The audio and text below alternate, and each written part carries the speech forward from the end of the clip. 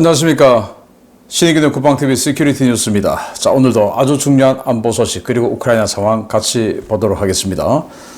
쇼이구 러시아 국방부 장관, 이제는 전 국방부 장관이 되었죠. 며칠 사이에.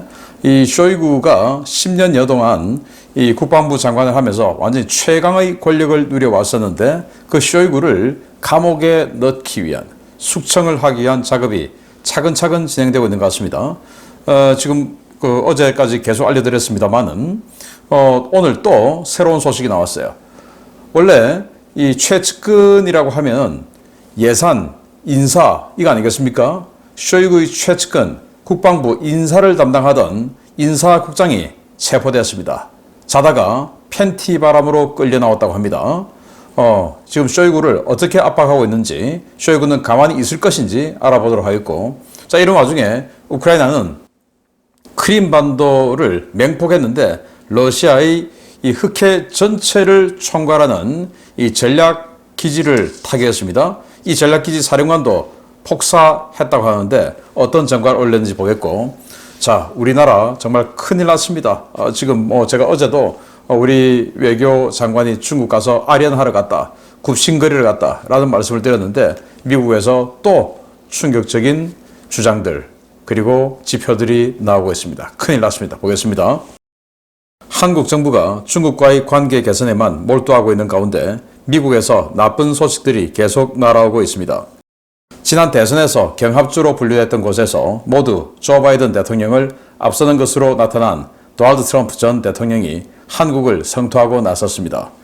우리 외교당국 상황 파악은 하고 있는지 묻고 싶습니다.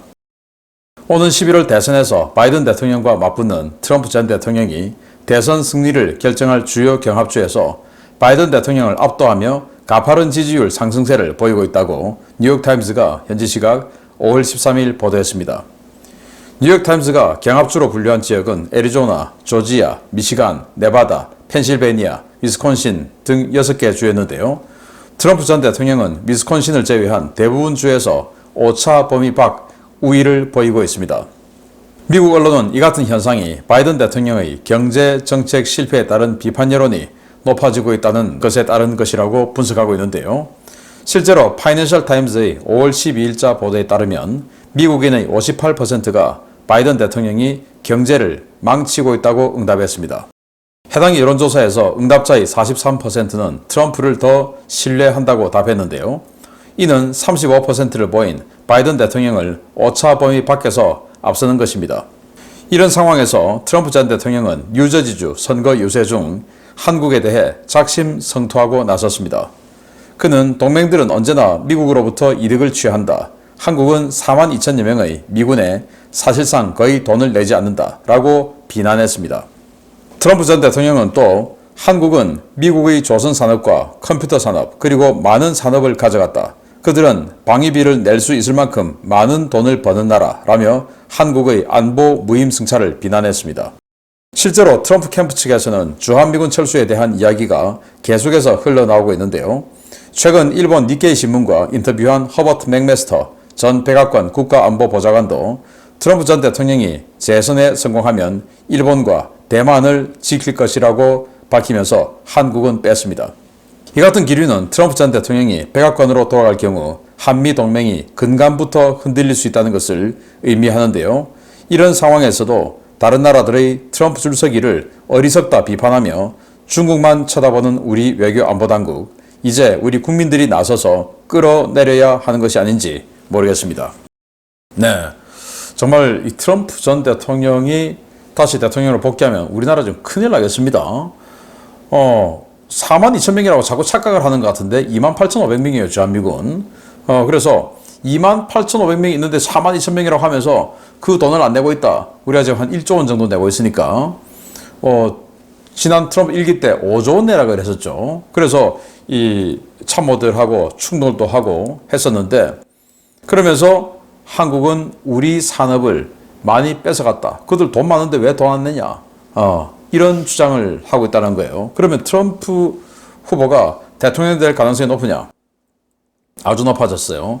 뉴욕타임즈가 조사한 겁니다. 뉴욕타임즈는 제 방송을 계속 보신 분들 기억하시겠지만 지난 대선 때 바이든 편에 서서 트럼프 후보, 트럼프 대통령을 끌어내리기 위해서 안간힘을 썼던 그런 언론이었죠.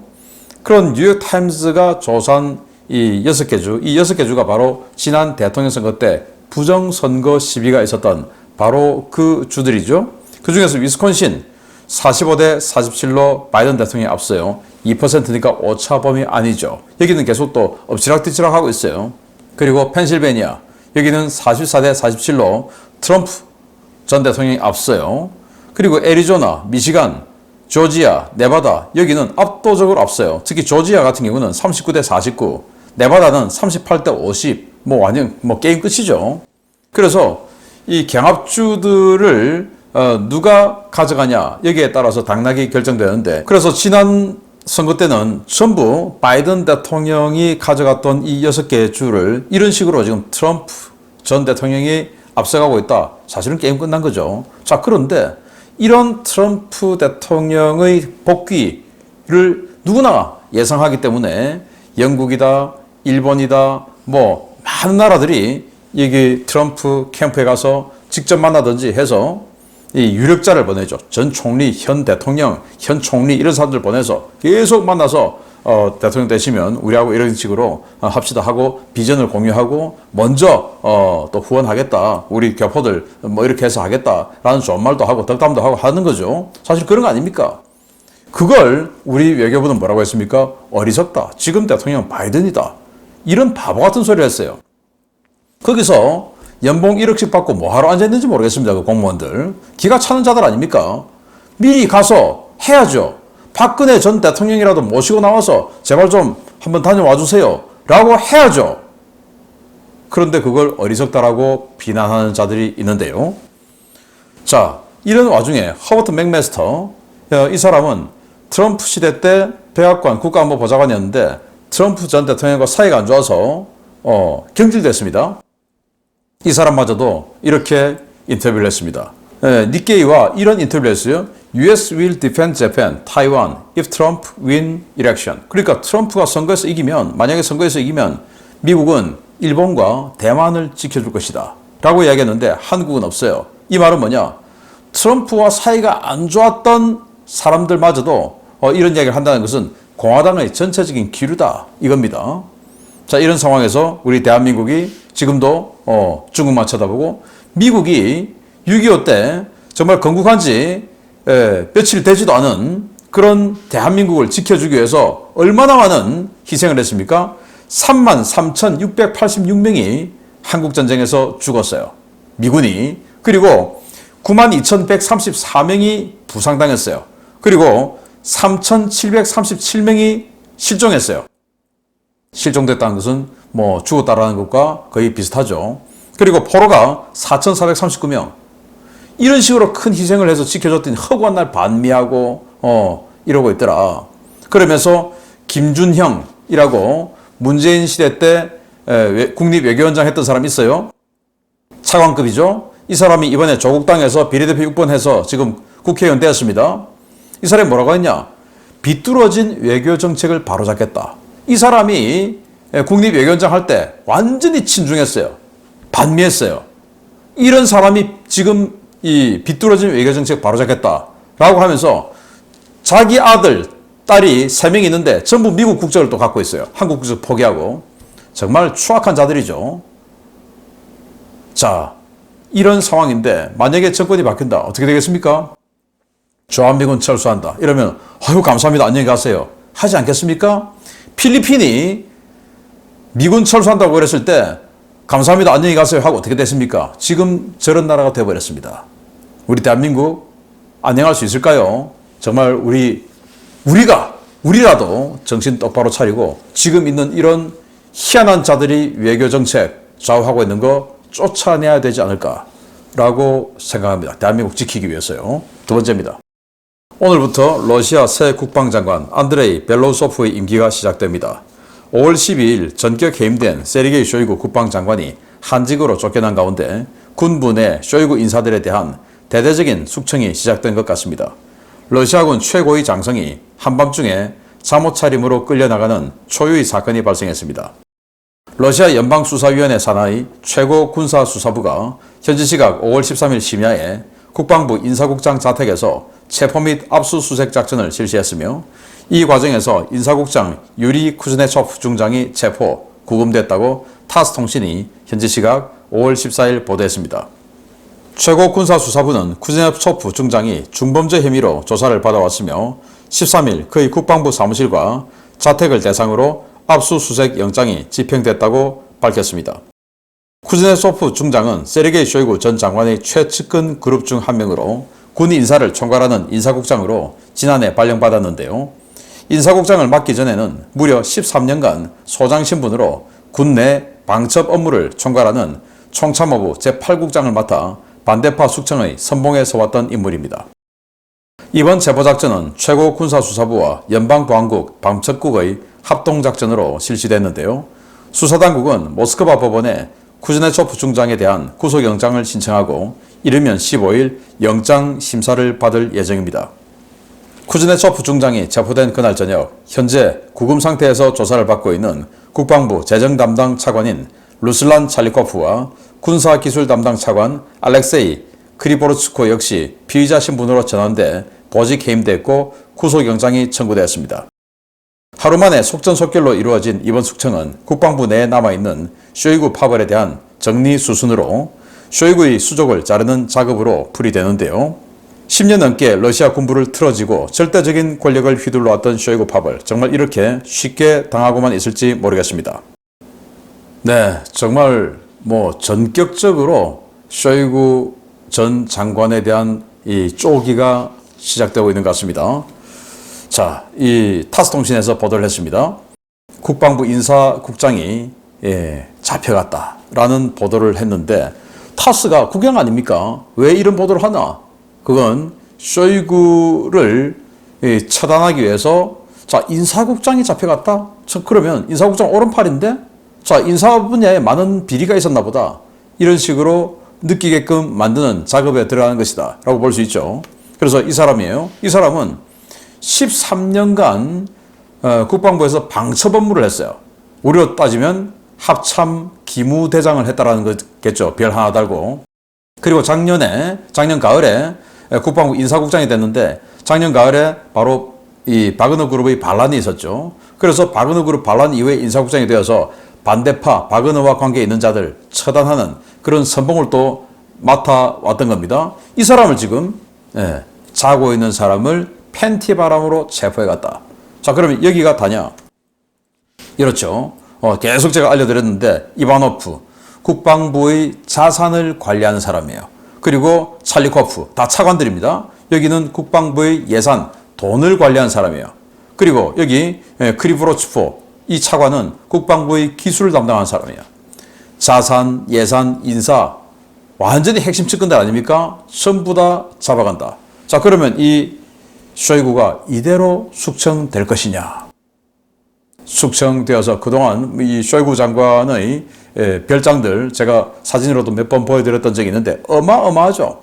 이 사람이 저 중앙아시아 쪽이다 보니까 아주 기와집으로 지어서 끝내주게 만든 그 별장도 봤는데 정말 그 어마어마한 자산들 다 포기할 것이냐, 가만히 있을 것이냐, 좀 기대가 되지 않습니까? 계속 알려드리도록 하고요. 세 번째입니다.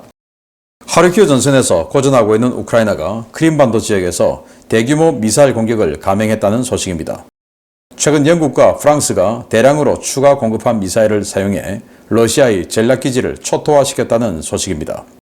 우크라이나군이 크림반도 남부 아이페트리산에 있는 러시아 항공우주군 전략시설을 공습했으며 이 과정에서 주요 장비는 물론 고위급 지휘관이 제거됐다고 러시아 독립매체 아스트라가 현지 시각 5월 13일 보도했습니다.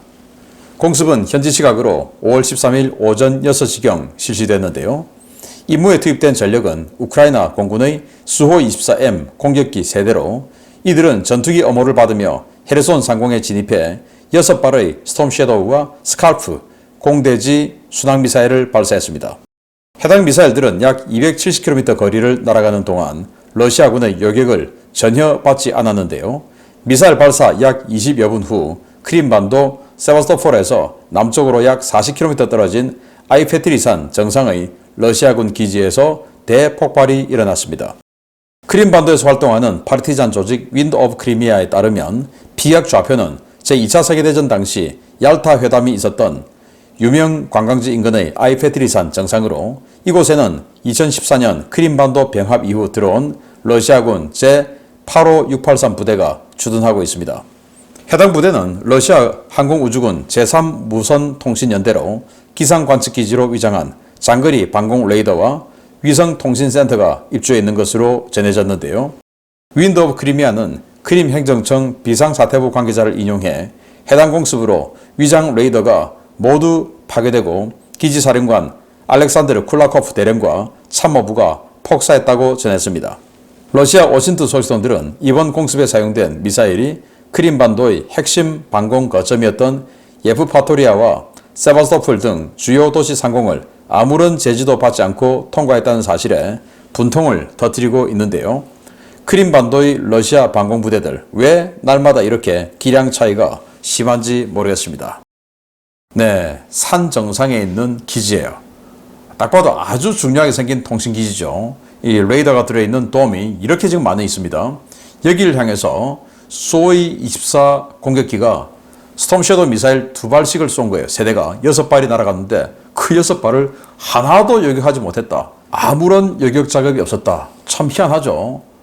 순항미사일은 요격 자격에 들어가면 요격하기가 쉬운데 발견하지도 못했다라는 거 보면 그동안 이 우크라이나가 에이테킴스 미사일로 S-400 이런 것들 때려 잡고 있을 때 굉장히 큰 효과가 있었던 거 아닌가라고 생각이 되는데, 자, 여기가 어딘가 하면 이 크림반도 심페로폴 남쪽에 있어요. 여기입니다. 얄타 회담이 열렸던 그 지역에서 6km 떨어진 산 정상입니다. 여기에 있는 이 아주 초장거리 광역 레이더 그리고 위성통신망 여기를 제압해버렸는데, 자, 이렇게 되면 여기 뭐 굉장히 큰 기지죠. 예, 방공 레이더, 통신 안테나 엄청나게 많이 있는데 여기 6발의 미사일이 떨어졌으면 초토화 됐을 가능성이 아주 높은데 여기는 2022년에도 공격을 받았었어요. 당시에도 사령관이 죽었고 이번에도 또 사령관이 참모부와 함께 폭사되었다라는 겁니다. 모쪼록 이번 공격으로 이 러시아의 헤르손 또 자포리자 이 지역에 대한 여러 가지 통신 능력이 확 다운되기를 기대하고요. 지금 하르키우 쪽으로 러시아가 공격에 들어가 있죠. 이 하르키우 쪽으로 들어가 있는 이것도 아까 뭐 쇼이구 관련해서 말씀을 드렸는데 이 쇼이구가 레닌그라드 군구를 창설을 했죠. 그런데 지금 하르키우 쪽으로 공격에 들어가는 44군단, 11군단 전부 레닌그라드 군구에서 데리고 왔어요.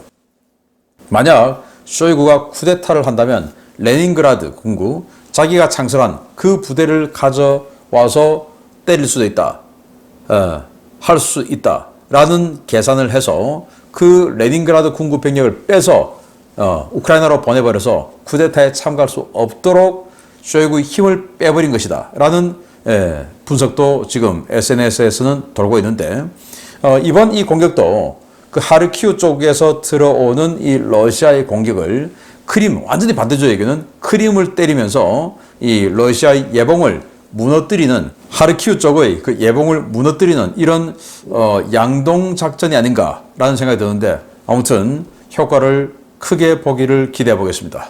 마치겠습니다. 감사합니다.